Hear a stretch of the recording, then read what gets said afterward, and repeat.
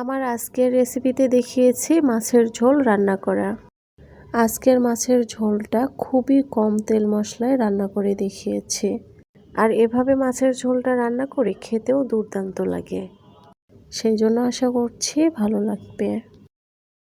আজকের রান্নাটাও মাটির চুলায় রান্না করে দেখাবো। রান্নার জন্য কড়াই দিলাম। এখন দিচ্ছি তেল। এইখানে দিচ্ছি আদা, রসুন ও জিরা বাটা, তিনটাই মিক্সড আছে। মরিচ গুঁড়া, স্বাদ মতো লবণ, আর হচ্ছে পেঁয়াজ বাটা। পেঁয়াজটা এখানে জমাট বেঁধে আছে ফ্রিজে রাখার জন্য। দিচ্ছি পানি।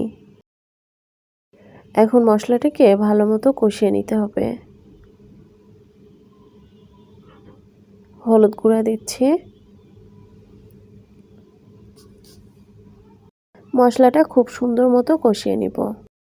মশলার একটা কাঁচা ফ্লেভার আছে, সেজন্য মশলাটা ভালোভাবে কষিয়ে নিতে হবে।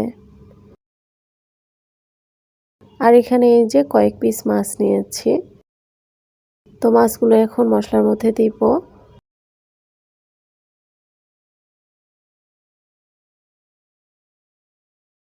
দেন মশলার সাথে মাছগুলো ভালোভাবে একটু কষিয়ে নিব। মাছগুলো যেহেতু ভেজে নেইনি, সেই জন্য এই পর্যায়ে মাছগুলো একটু ভালোভাবে মশলার সাথে কষিয়ে নিতে হবে।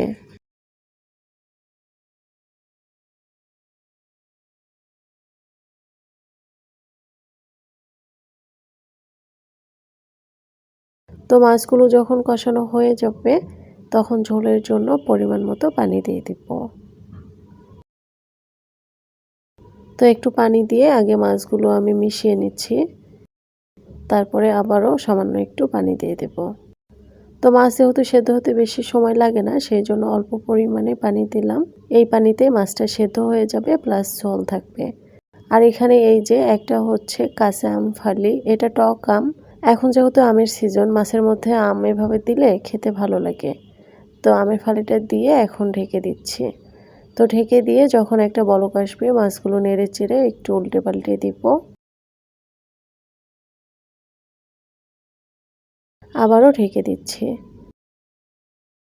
তো আরেকবার আমি ঢাকনা তুলে এগুলো একটু নেড়ে চেড়ে উল্টে পাল্টে দিব। আর লবণটা খেয়ে দেখবো ঠিক আছে কিনা।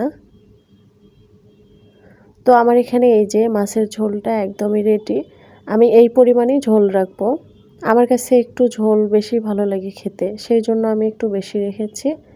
আপনি চাইলে ঝোলটা আরও কমিয়ে নিতে পারেন।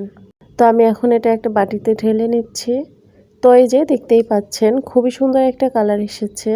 যেহেতু আমি এখানে মাটির চুলায় রান্না করতেছি, তো এখানে আলোর একটু সমস্যা আছে, যার কারণে ভিডিওটা তেমনভাবে একটু বোঝা যাচ্ছে না, একটু হয়তো ঘোলাটে বা অন্ধকার লাগতেছে। তো সেটা ব্যাপার না, রান্নাটাই মূল বিষয়।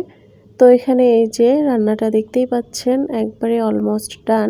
শুধু দেখতেই ভালো না, এভাবে মাছের ঝোলটা খেতেও অনেক ভালো লাগে। সিম্পলভাবে খুবই কম তেল মশলায় এভাবে রান্না করে আপনি খেয়ে দেখতে পারেন।